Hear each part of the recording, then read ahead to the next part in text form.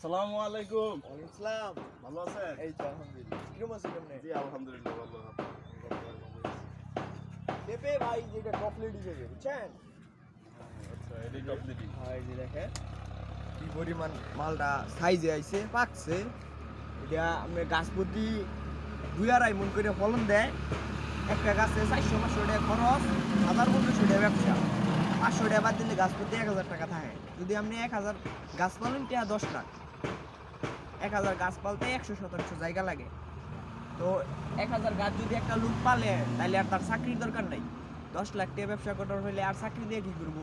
বাংলাদেশে আর বিসিএস ক্যাডারের চাকরিও তো 10 লাখ টাকা বছরে কামাই করা হয় না রিয়েল বেতনে। তাহলে ব্যবসার সামনে চাকরি না। তাই আপনারা যদি চাষাবাদ করতে চান অবশ্যই পেঁপে চাষাবাদ করবেন।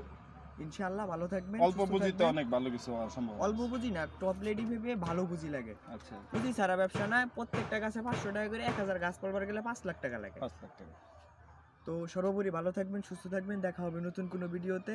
আমার বন্ধু শিবন আহমেদের পেজ থেকে ভিডিওটা দেওয়া। যদি আপনাদের ভালুকার আশপাশে কারো চারা লাগে আমার সাথে যোগাযোগ করবেন। আমাদের লোকেশন হচ্ছে আসিম ফুলবাড়িয়া ময়মনসিংহ, আর ফানেমুরের পূর্ব পাশে স্মার্ট কেয়ার গ্রুপ। নাম্বারটা স্ক্রিনে দেওয়া থাকবে। ধন্যবাদ সকলকে।